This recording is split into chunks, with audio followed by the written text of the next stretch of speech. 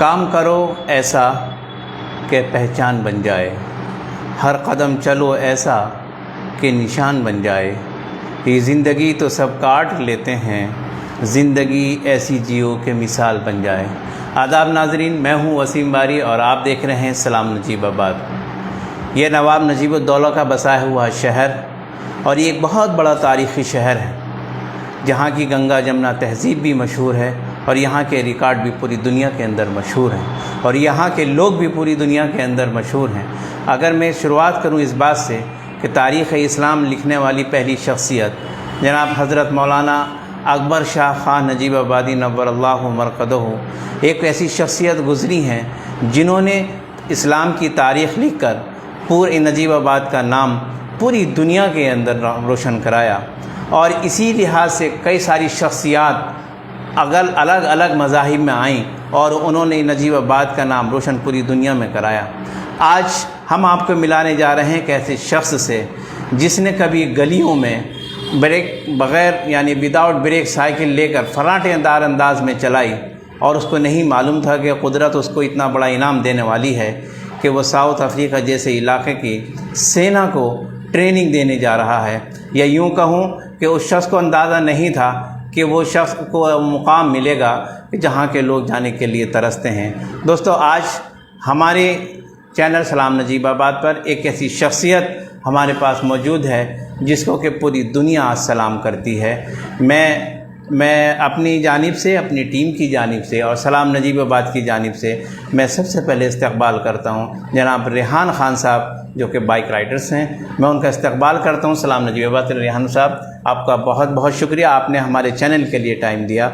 हम एहसानमंद हैं और आप ममनून मशकूर हैं। इससे पहले कि मैं रेहान भाई से बात की शुरुआत करूं और आप लोगों की जो डेली की ज़रूरियात हैं, मुझे पता चला कि रेहान भाई बहुत नजीबाबाद तशरीफ़ लाए हुए हैं, क्योंकि उनका कुछ पता नहीं रहता, कभी साउथ अफ्रीका में हैं तो कभी किसी और मुल्क में हैं तो कभी किसी और मुल्क में हैं। वो नजीबाबाद तशरीफ़ लाए हुए थे। हमारा सिलसिला चल रहा था कि हम नजीबाबाद के उन कैंडिडेट्स को बुलाएं जो नजीबाबाद के हैं, अतराफ़ के हैं या पूरे ज़िला बिजनौर के हैं, जो नगर पालिका का इलेक्शन लड़ रहे हैं, चुनाव लड़ रहे हैं चेयरमैनशिप के लिए। लेकिन मुझे अचानक से उन अपने दोस्तों की याद आई जो बिल्कुल बड़े बेलगामी अंदाज से बाइक चलाते हैं। उनको कुछ नहीं पता चलता कि उनको ब्रेक कहाँ लगाना है, कहाँ उनको क्लच दबाना है, कब उनको हेलमेट लगाना है, किस गली से किस अंदाज से गुज़रना है, गाड़ी का स्टीयरिंग किस अंदाज से पकड़ना है। तो मुझे रेहान भाई की शख्सियत, मुझे पता चला कि रेहान खान भाई नजीबाबाद तशरीफ़ लाए हुए हैं। मैंने अपनी टीम के साथ उनसे रिक्वेस्ट की और उन्होंने हमारी रिक्वेस्ट को एक्सेप्ट किया। मैं दोबारा उनका शुक्रगुज़ार हूँ कि उन्होंने हमें चंद लम्हात अपनी कीमती लम्हात में से दिए। आइए हम उनसे बात शुरू करते हैं। और सबसे पहले मैं चाहूँगा कि रेहान भाई, मैं आपका क्या इंट्रोडक्शन कराऊँ। मेरे पास तो सिर्फ 4 लाइन थी जिनके बारे में मैं सोचता था कि काम ऐसा करो कि पहचान बन जाए, हर कदम ऐसा चलो कि निशान बन जाए। ये ज़िंदगी तो सब काट लेते हैं, ज़िंदगी ऐसी जियो कि मिसाल बन जाए। ये काम आपने शहर नजीबाबाद के लिए किया है। और ये एक लाइन और इसमें अब जोड़ना चाहता हूँ कि रेहान भाई ने, मैं ये दावे के साथ कह सकता हूँ कि रेहान साहब ने इस नजीबाबाद का नाम हिंदुस्तान ही नहीं बल्कि पूरी दुनिया की तारीख़ में सुनहरे अल्फाजों में लिखवा दिया। इसको कोई मिटा नहीं सकता। रेहान भाई, अपनी जीवन लीला जो आपने शुरुआत की जब आप बचपन में थे और बग़ैर विदाउट ब्रेक की छोटी साइकिल किराए पर लेकर चलते थे, जैसे कि हमने आपकी प्रोफाइल भी चेक की है, तो वहाँ से आप अपनी ज़िंदगी आपने स्टार्ट की है। थोड़ी सी वहाँ से हमें बताएं, हमारे नाजरीन को। देखिए, नजीबाबाद में हर बच्चा जो है वो रेंट पे साइकिल लेके चलाता है।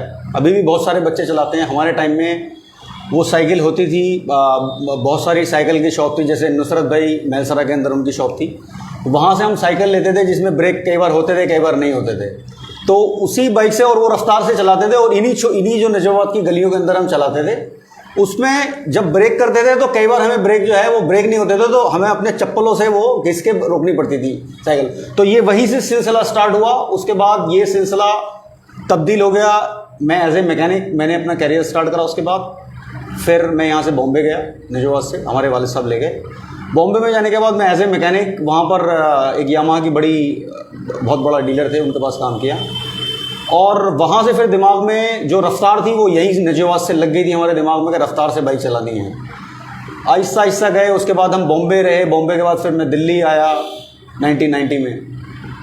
91, 92, 93 तक मैं एज ए मैकेनिक एक कंपनी में काम करता रहा।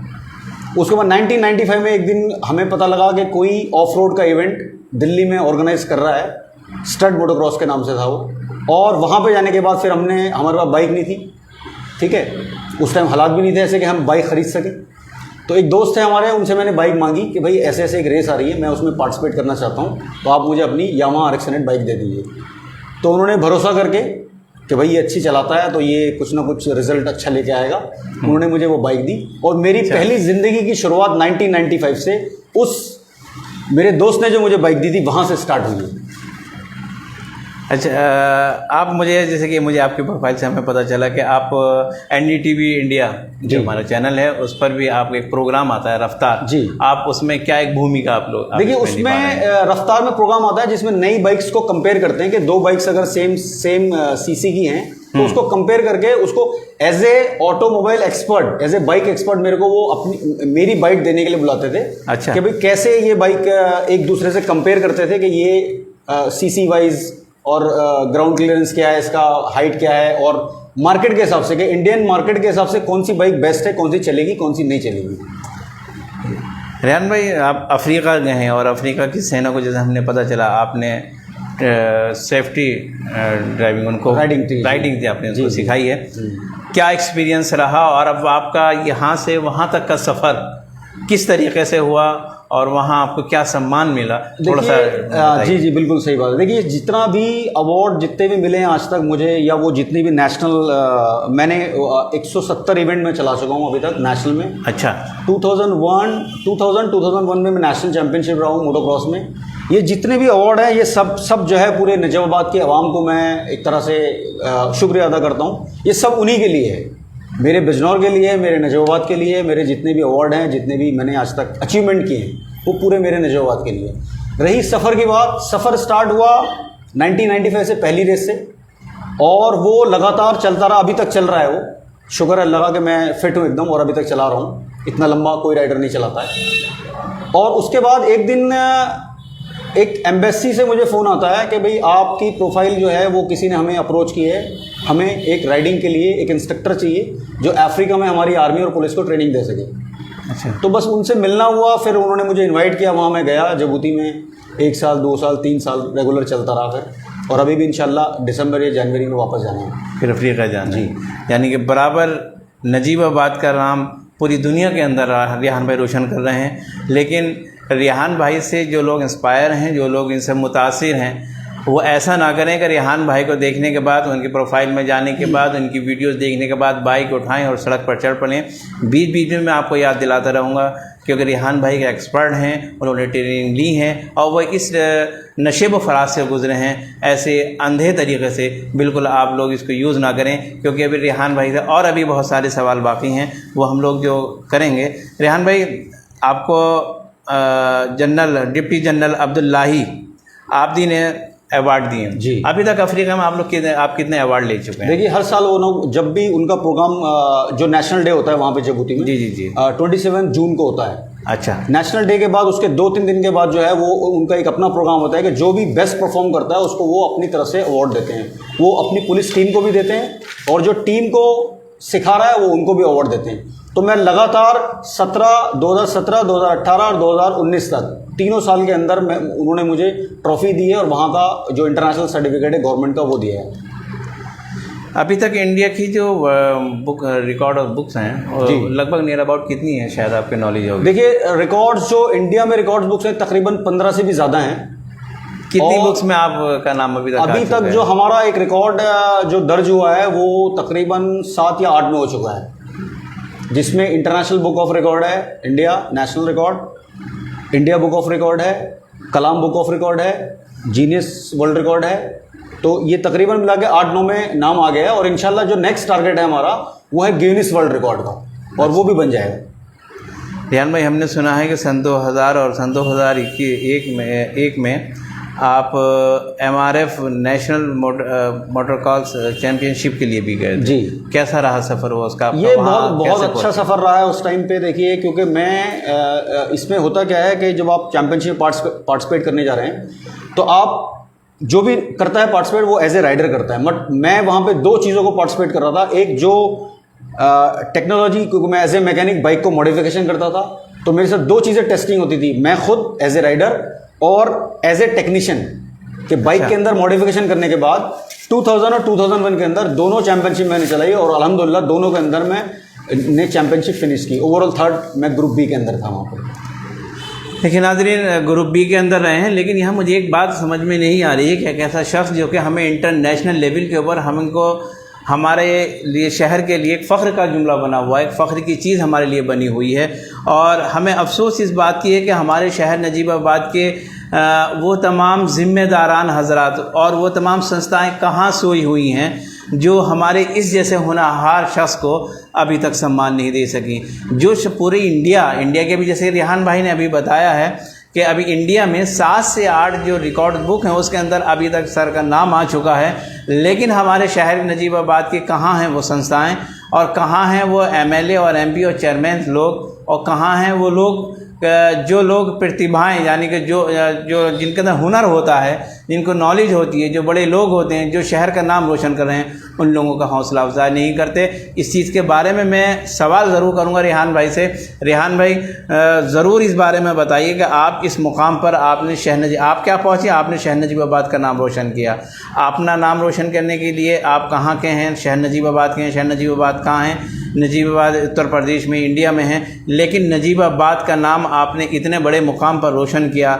नजीबाबाद की जितनी भी ये संस्थाएं हैं, सोशल वेलफेयर सोसाइटीज़ हैं, चेयरमैन हैं, MLA हैं, MP हैं, अभी तक कोई मैसेज पहुंचा कि आप आइए हम आपको सम्मान देते हैं? नहीं, अभी तक किसी का नहीं आया। मुझे मेरे जो दोस्त हैं या कुछ मेरे गली मोहल्ले वाले हैं, उन्होंने बहुत अप्रिशिएट करते हैं, वो लोग दुआएं करते हैं मेरे लिए। लेकिन हमारे जो चेयरमैन साहब हैं, चेयरमैन साहिबा हैं, उनकी तरफ से, क्योंकि वो हमेशा, देखो मैं जितना भी अचीवमेंट लिख कर रहा हूँ वो पेपर में ज़रूर आ रहा है, और ऐसा नहीं कि उनकी नज़र में नहीं आ रहा होगा। दोनों की, हमारे MLA साहब की भी और चेयरमैन साहिबा की भी, उनकी नज़र में ज़रूर आ रहा होगा। ये मैं अपने लिए नहीं कह रहा हूँ, मैं हर उस स्पोर्ट्समैन के लिए, हर उस शख्स की बात कर रहा हूँ मैं जो किसी भी फील्ड के अंदर नजीबाबाद का नाम रोशन कर रहा है। उसको आप बुलाइए अपने पास, और कुछ भी नहीं तो एक सर्टिफिकेट देगा, आप उसको सम्मानित कर सकते हैं कि भाई आपने हमारे नजीबाबाद का नाम रोशन किया है और फ़ख्र से हमारा जो है सर ऊंचा हुआ है।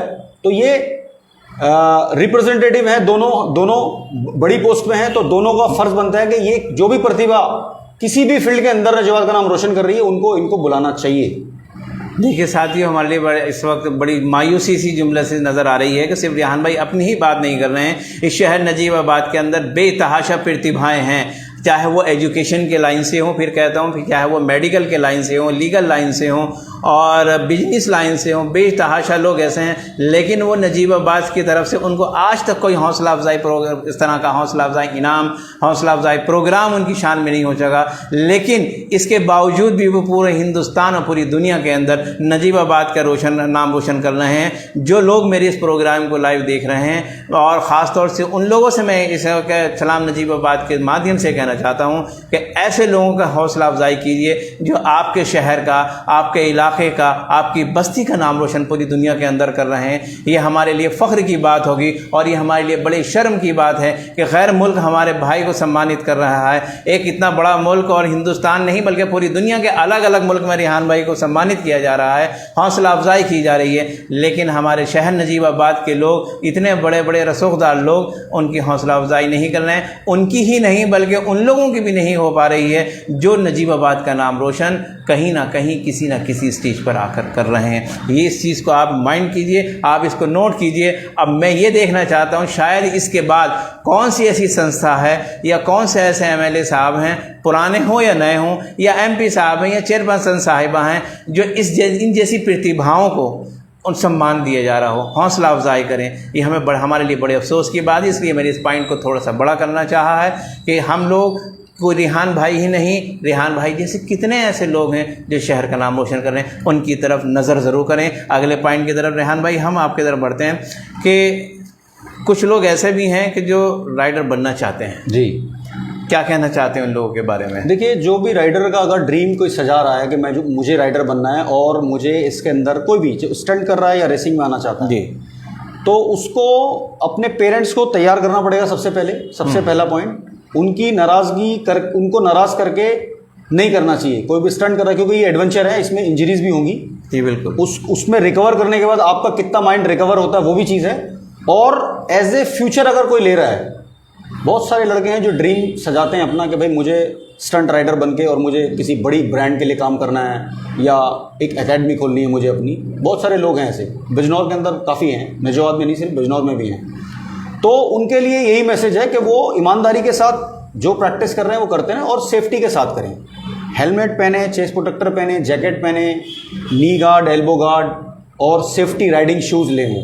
बाइक जो भी चला रहे हैं वो उसके साथ जो जैसे प्रैक्टिस मैंने काफ़ी लड़कों को नजवाब में देखा वो भी स्टंट कर रहे हैं, बट सेफ्टी के साथ करें। और ऐसी जगह ना करें जहाँ पे पब्लिक का बहुत ज़्यादा आना जाना है।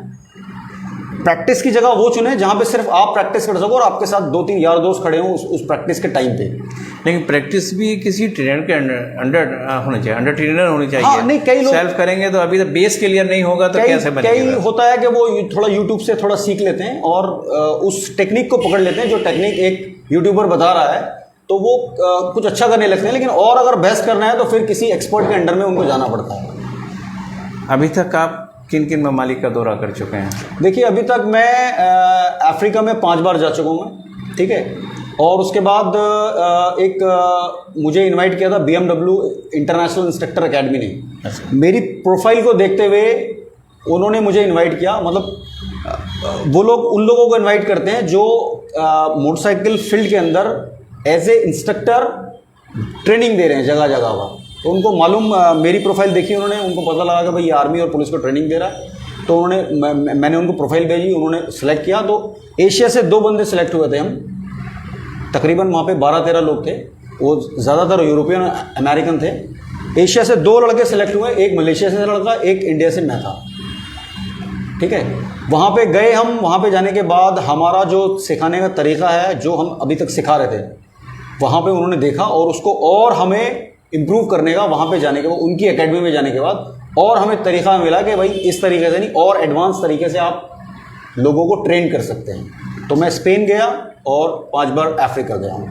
स्पेन और अफ्रीका का दौरा कर चुके हैं और वहाँ पर लोगों को ट्रेन कर चुके हैं। अच्छा, इंडिया में भी अभी कुछ ऐसा चल रहा है जहाँ आप ट्रेनिंग दे रहे हो? जी, इंडिया में मैं अभी ट्रेनिंग दे रहा हूँ, बल्कि इंडिया के हर कोने में मैंने ट्रेनिंग दी है। पहले भी मैं 99 से ट्रेनिंग दे रहा हूँ। पहले मैं जो डर्ट ट्रैक और मोटोक्रॉस राइडर होते थे प्रोफेशनल, उनको देता था। अब एडवेंचर बाइक्स आ गई हैं, जो लोग पहाड़ों पे संडे ट्रिप मारते हैं या लॉन्ग राइड्स पे जाते हैं, अब उनका भी ट्रेनिंग का सेशन चल रहा है हमारा। सैटरडे संडे हम NCR के पास में ही 3-4 ट्रैक हैं हमारे और ट्रेल्स है बहुत सारी ऑफ रोड की, तो वहाँ पे ले जाके हम ट्रेनिंग कर रहे हैं। अगर कोई भी ट्रेनिंग ज्वाइन करना चाहता है तो वो मेरे पेज पे मुझे मैसेज करके मुझे कांटेक्ट कर सकता है। बहुत बढ़िया।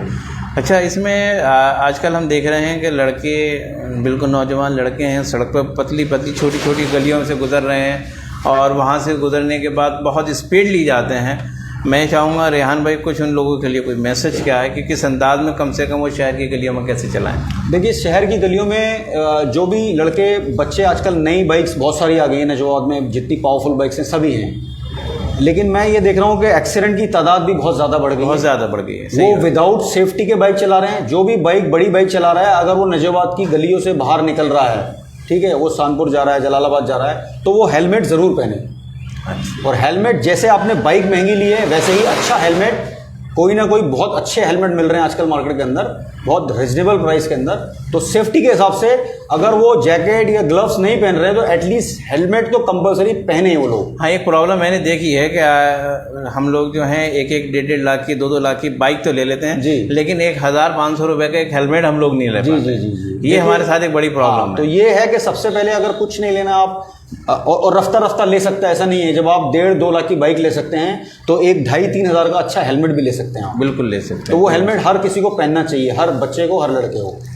अच्छा, अपने बारे में कुछ ऐसा बताएंगे जिससे कि हमारे, आपने शहर नजीबाबाद का नाम रोशन, जो आपने बताया कि 2 मुल्कों का आप दौरा कर चुके हैं, ऐसी कोई ऐसा वाक़या जो आपको ऐसे जिससे कि दिलचस्पी से हमारे लोग इंतज़ार हैं, कोई ऐसी बात बताएं रेहान भाई कि जिससे कुछ दिलचस्प बात हो कुछ? देखिए, दिलचस्प क्या, यहाँ की हर गली मैं कहना चाहूँगा कि नजोबाद के अंदर जब भी मैं तो चबूतरों पे बैठता हूँ बाहर, तो वो पुराने दरवाजे, वो टंगे हुए पर्दे, ठीक है ना, और वो घास की खुशबू, तो वो जहाँ भी हम चले जाएँ, यूरोप चले जाएँ, कहीं भी चले जाएँ, लेकिन ये नजोबाद के लोगों का जो अखलाक है बात करने का, ठीक है, वो चाय की दुकान पे बैठ के जो 4 आदमी बात करते हैं, वहाँ पहले हम छोटे थे तो उनकी बातें सुना करते थे खड़े हो गए, अब इतनी एज हो गई हमारी कि हम उनके साथ बैठ सकते हैं। तो वो चाहे वो पॉलिटिक्स की डिस्कस चल रही है, इंटरनेशनल पॉलिटिक्स हो रही हो, या नजोबाद के कल्चर पे बात हो रही हो, वो कहीं नहीं मिलती है।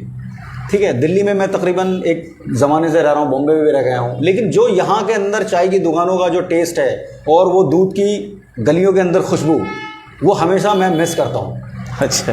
और जब भी मैं आता हूँ तो यहाँ पैदल भी घूमता हूँ, मैं बाइक लेके भी गलियों घूमता हूँ, सिर्फ वही पुरानी दीवारें देखने के लिए, क्योंकि अभी क्या है कि नए मकान बन रहे हैं, मगर मुझे कुछ दीवारें अभी भी दिखाई दे जाती हैं, वो पुराने दर जो मेरे दिमाग में छाए हुए हैं, वही मेरे लिए नजोबाद है।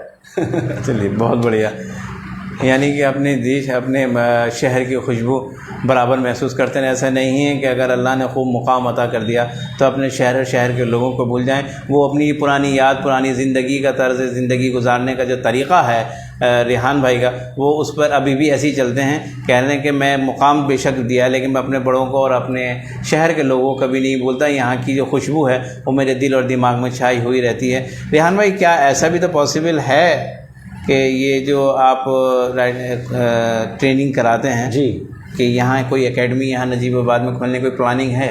देखिए, एकेडमी मैं चाहता हूँ कि हम यहाँ पे एक सेफ्टी राइडिंग का ट्रेनिंग का प्रोग्राम रखें। अच्छा। जो ये एक्सीडेंट की तादाद बढ़ रही है, जितने भी लड़कों ने अभी नई नई बाइक्स ली हैं, पावरफुल बाइक्स, मैं यही चाहता हूँ कि हम एक ऐसा प्रोग्राम रखें जब भी अभी 1-1.5-2 महीने के अंदर, कि सब बच्चों को, लड़कों को बुला के हम वहाँ पे राइडिंग के टिप्स दे सकें उनको, कि आपने अगर इमरजेंसी ब्रेकिंग करनी है तो कैसे करनी है, और पत्थर या स्लिपरी स्पेस वो आता है फेस आपको, तो कैसे आपने चलानी है। अच्छा। उसमें राइडिंग सेफ्टी के लिए हम मेन फोकस करेंगे कि लड़के जो बाइक चला रहे हैं चलाएं आप, और उस पावर को, जो पावर बाइक में है, उसको यूज़ कैसे करना है, यूज़ करने की टेक्निक है। गली में अलग तरीके से यूज़ होगी, हाईवे पे अलग होगी, और उसको अगर यूज़ कर लेंगे तो कम से कम एक्सीडेंट की तादाद में अगर 1-2% की भी कमी आ जाएगी तो वहाँ कामयाबी, तो वहाँ कामयाबी हमें मिल जाएगी। मैं यही चाहता हूँ, मैं एज ए बाइक एक्सपर्ट सब बच्चों से, लड़कों से, जितने भी राइडर हैं नजवात के, उनसे यही कहना चाहूँगा कि भाई थोड़ा सा बाइक आ गई है तो उसको चलाने का सेंस आपको, सिचुएशन और सेंस दोनों को यूज़ करके हेलमेट लगाइए सेफ्टी के साथ, और एक्सीडेंट होता है घर वाले बहुत परेशान होते हैं। हाँ, पूरी फैमिली डिस्टर्ब हो जाती है। तो नाज़रीन, हम कोशिश करेंगे कि अगर रेहान भाई का हमें सपोर्ट मिलता रहा और तो हम इंशाल्लाह एक प्रोग्राम ऐसा ऑर्गेनाइज़ करेंगे। अभी इलेक्शन करीब है और इलेक्शन के बाद प्लानिंग करेंगे इंशाल्लाह कि रेहान भाई के ज़रिए से एक प्रोग्राम, सेफ्टी प्रोग्राम, कि हमको बाइक किस अंदाज में चलानी चाहिए, किस गलियों में अगर चलती हैं तो कैसे चलनी चाहिए, ऑन रोड अगर हम हैं, थोड़ी सी बड़ी जगह है तो हाईवे पर हैं तो कैसे चलना चाहिए, कहाँ हमको ब्रेक लगाने हैं, कहाँ हमको क्लच दबाना है। अभी तक हकीकत में हम लोगों को भी इसकी नॉलेज नहीं है, लेकिन जो एक्सपर्ट होता है वो एक्सपर्ट होता है, और जब एक्सपर्ट की राय हमें मिल जाती है तो हम लोग बहुत सेफ़ हो जाते हैं, और हम सेफ़ हो जाते हैं तो हमारी फैमिली सेफ़ हो जाती है। रेहान भाई, आप नजीबाबाद के बाशिंदे हैं और नजीबाबाद के लोग चाहते हैं कि आप, ये तो आपने एक सेफ्टी प्रोग्राम की बात कही कि सेफ्टी प्रोग्राम होना चाहिए, क्या कोई ऐसी एकेडमी आप उम्मीद करते हैं कि ये जो हमारे यहाँ के, जिनसे कि अभी बात शुरू हुई थी, MLA साहब हों, चेयरमैन साहिबा हों, चेयरपर्सन साहिबा हों, या हमारे यहाँ की जो सोशल एक्टिविटीज़ करने वाले लोग हैं, क्या एक एकेडमी ऐसी खोल दी जाए कि जहाँ ये ट्रेन रेगुलर परमानेंट ये चीज़ चलती है, ड्राइविंग सेंटर खुलते हैं जी, इस तरीके की, इस तरह की। आप इसमें देखिए, MLA साहब इनिशिएटिव ले सकते हैं कि अगर वो बोलेंगे ठीक है भाई रेहान, हम ये तुम्हारे को जगह दे रहे हैं, यहाँ पे आके हम एक प्रोग्राम रख रहे हैं, तो अगर वो शुरुआत करते हैं, कोई भी चेयरमैन साहिबा करें या MLA साहब करें, हमारे विधायक साहब करें, तो मैं बिल्कुल आऊँगा। मुझे तो आधी रात बुलाइए आप नजवात के लिए, मैं हाजिर हूँ। बहुत बढ़िया। रेहान भाई कह रहे हैं कि जब भी मुझे खिदमत का मौका हुक्म देंगे तो हम उसको इंशाल्लाह बजा लाएंगे। आप हमारे साथ थे रेहान भाई, और बहुत शॉर्ट टर्म के लिए हमने उनको बुलाया था, और उन्होंने बड़ी ही अपने कीमती तजर्बात हमसे शेयर किए हैं। और ये हमको फिर एक बार बताता चलूँ कि सिर्फ रेहान भाई नहीं, रेहान भाई जैसी बहुत सारी शख्सियात हमारे शहर के अंदर हैं। एजुकेशन के लाइन से पूरी दुनिया में ऑक्सफोर्ड यूनिवर्सिटी जैसी जगह पर अपने इल्म के हुनर से उनको मनव्वर, रोशनी से उनको मनव्वर कर रहे हैं। रेहान भाई अपने हुनर से दूसरों को रोशन कर रहे हैं। हमारे नजीबाबाद के अंदर शख्सियात की कमी नहीं है, बस अगर कमी है तो हौसला अफजाई करने वालों की, जो हमारे यहाँ की हौसला अफजाई नहीं करते हैं। मैं अपने चैनल के माध्यम से सभी लोगों से यही कहना चाहता हूँ जो अपनी अपनी संस्थाएं चला रहे हैं, ट्रस्ट चला रहे हैं, कि ऐसे लोगों को तलाश कीजिए जो आपके शहर के लिए और आपकी बस्ती के लिए काम कर रहे हैं और आपके शहर और बस्ती का नाम रोशन पूरी दुनिया के अंदर कर रहे हैं। तो उन लोगों को अप्रिशिएट कीजिए, उनकी हौसला अफजाई कीजिए और कोशिश कीजिए कि हमारे शहर के अंदर वो लोग बने रहें। रेहान भाई, आप हमारे पास तशरीफ़ लाए और आखिर में कुछ और अपना मैसेज उन लोगों के लिए स्पेशली अगर कुछ देना चाहते हो जो आपसे बहुत ज़्यादा मुतासिर हैं, आपसे जुड़े हुए हैं, आप उनसे कुछ मैसेज देना चाहते हो तो आप उनसे दे सकते हैं। भाई, जो भी देखिए, जो मुझे फॉलो कर रहा है या जो राइडर बनना चाहता है या सेफ्टी राइडिंग की ट्रेनिंग कोई भी लेना चाहता है, तो वो मेरे पेज पे मुझे मैसेज कर सकता है, ठीक है ना। मैं हर टाइम नजोबाद और बिजनौर के लोगों के लिए हमेशा मैं मुहैया रहूँगा। जब बोलेंगे आप, अगर कोई शख्स है वो दिल्ली आना चाहता है, वहाँ ट्रेनिंग लेना चाहता है, वहाँ आ सकता है। 5 या 6 7 लड़के अगर इकट्ठा होकर यहाँ पर मुझे बुलाना चाहते हैं तो मैं यहाँ भी आने को तैयार हूँ। बहुत बढ़िया। रेहान भाई हर वक्त तैयार हैं, जब चाहे जहाँ चाहें बिल्कुल आ सकते हैं। और रेहान भाई ने कहा है कि जब भी वो चाहें अपनी सेफ्टी के लिए, अपने परिवार की सेफ्टी के लिए अब हम उनको बुला सकते हैं। वो अपनी ट्रेनिंग देंगे यहाँ पर आकर इंशाल्लाह, और वो किसी भी तरीके से पीछे हटने के लिए तैयार नहीं है। रेहान भाई, हम आपका बहुत बहुत शुक्रिया। सलाम नजीबाबाद पूरी टीम आपकी बहुत बहुत शुक्रगुजार है कि आपने कीमती लम्हात दिए और अपने एक्सपीरियंस हमारी आवाम से शेयर किए। बहुत बहुत शुक्रिया। नाज़रीन, आप थे रेहान साहब जो हमारे सलाम नजीबाबाद के आज के गेस्ट थे। अगले जो गेस्ट हमारे 17 तारीख को आने वाले हैं वो शमशाद अंसारी साहब हैं और नगर पालिका परिषद चेयरपर्सन पति हैं बिजनौर के। वो आएंगे और आपके सवालों का जवाब देंगे और उसके बाद भी इन्हीं सिलसिला जारी रहेगा। इसके बाद भी हमारे पास हैं प्रोग्राम हैं, लगातार डेट हमें मिली हुई हैं। हम उससे आपको बराबर आगाह करते रहेंगे, बराबर आपके लिए पेश करते रहेंगे। 17 तारीख को ठीक 4 बजे यहाँ पर मौजूद होंगे शमशाद अंसारी साहब जो कि चेयरपर्सन पति हैं बिजनौर नगर पालिका परिषद के। वो आएंगे और आवाम के सवालों का वो जवाब देंगे। तब तक के लिए हम आपसे अलविदा लेते हैं। जय हिंद, जय भारत। बहुत बहुत शुक्रिया। शुक्रिया।